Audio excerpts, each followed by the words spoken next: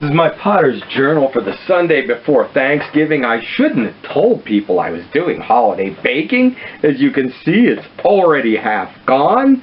But I do have a lot to be thankful for in the pottery. I had a good year. I sold pots. I think maybe I've come up to a special or better level.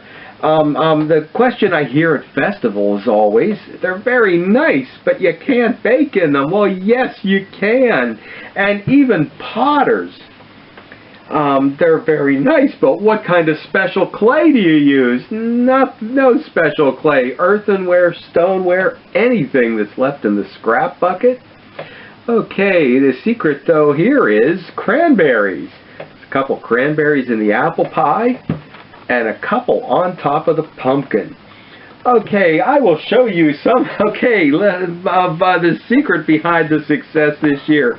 Well, first it was the pottery coming up to a new level. I've been refining the designs, but finding the right people for the right pot. Doing these fairs is finding the right person for the right product. And what's behind the mug?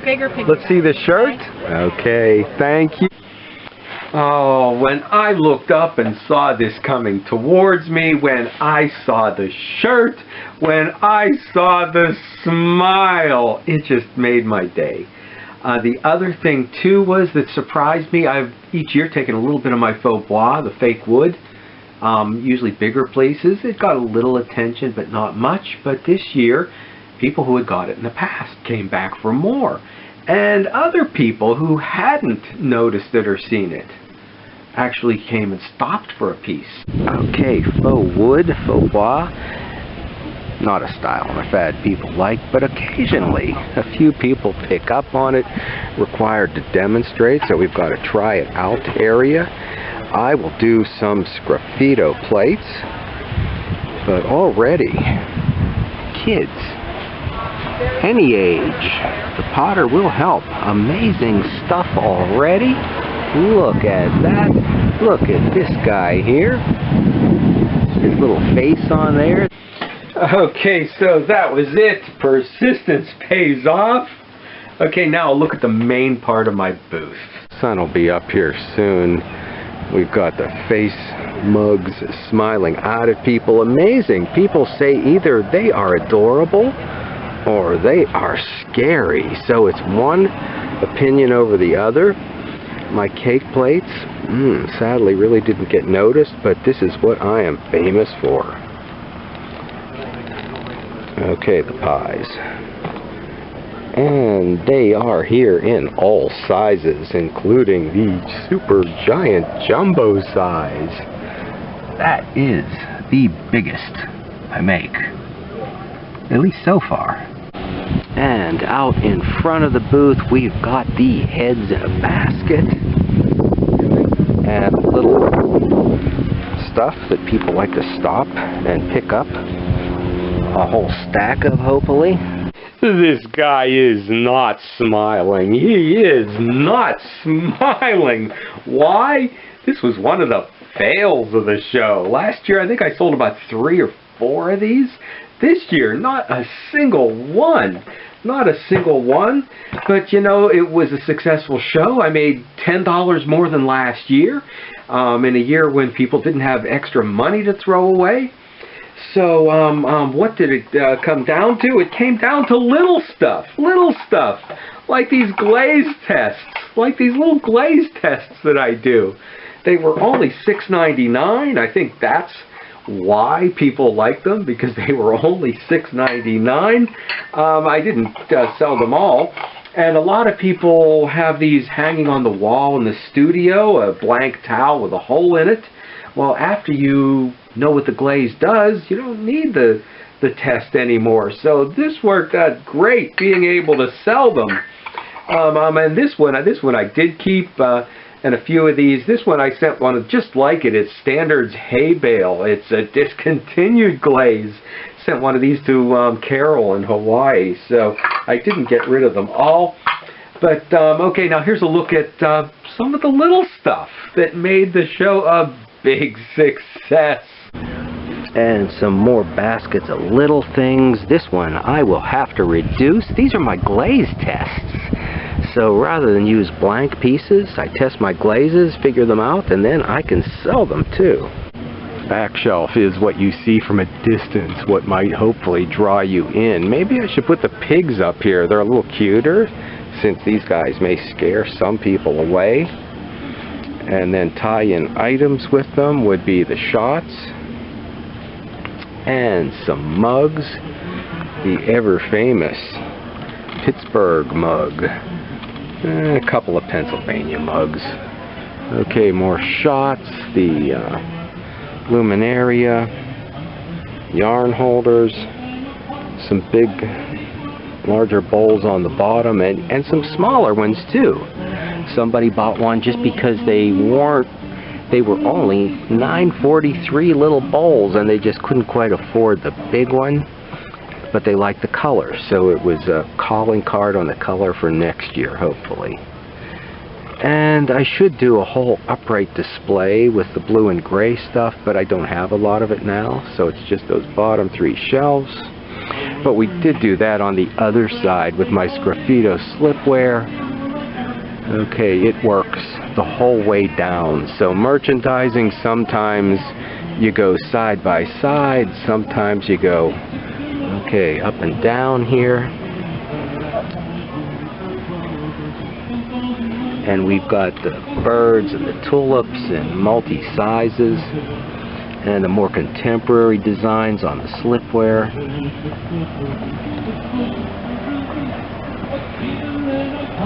Some of my signature slipware, it's not really been noticed that much yet.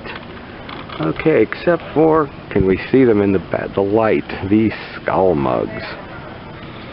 And this is where we got a lot of little things. People like to play guess what the pot is. Okay, this one's an egg separator. And it's close to my Swickley Farmers Market. I've seen a few of my friends from there pass through here. Yesterday, one did. Here's what she picked up. Okay, so here I am at an art festival, and a friend picked up, look at this. Look at this. It's got weaving on. So my mother is not the only weaver there is out there. And look at that. How unique is that? It's ceramic. Okay. It was a good sale. There were several times when I actually had a line. There were lines. They were patient. They were so happy to talk to me. They were willing to help. Put it in their bag or even wrap it up with paper, and well, there I'd say no, that I know how to do it. The other important thing is to have a setup so that you can efficiently handle sales, and also for your own comfort in between. And since most of us are potters, okay, here's the place to do business back here, right behind the pie plates. A chair to sit and relax. My ever important, always have it Potter's Journal. I pasted a few special orders in there. And we've got a DVD player back there under the shelf. Okay, looks like we've got a travel video running. And a place for money. And we will hook a little card up to there so we can take, okay, credit cards here. And then right under the table is newspaper and bags. So if I get a lineup, it all happens right here, quick and convenient. And I've got the entertainment, since this is a reenacting type show. Okay, if the guy's back there shooting guns, and my neighbors actually camp out and sleep overnight, and through the trees we've got another one of the stages. And unfortunately I'm doing this show on my own, so I can't get down to the food, but I made some eggplant, battered eggplant. I've got a rice with pine nuts and burnt cinnamon butter. We've got the green beans from the garden, pine nuts again, and a Syrian or Lebanese stuffed layered meatloaf. Pine nuts again. Okay, I picked up a jar just about at the end of its expiration date. Starving artist, don't be. Watch for the sales. I can never wait a second trial run on a Thanksgiving dinner. This time a stuffed chicken breast. The shows, I can't complain this year. It did go well. More than anything, the farmers markets, because that happens every week. I didn't realize it at first, thinking I should be doing a craft festival somewhere and really doing something, but a farmers market costs practically nothing to do compared to a craft festival. Why? They're both titled positions: starving artist and poor dirt farmer. Why an artist has to pay, potter has to pay $150 to $300 and some for a booth, and a farmer's market could be nothing, or 5 or 10 or 15. I don't know. But I divided the sales up after a while, separating the pottery from the nursery, and realized that after a month's time, since many potters would only do one show a month, these sales did add up to one good show in a month.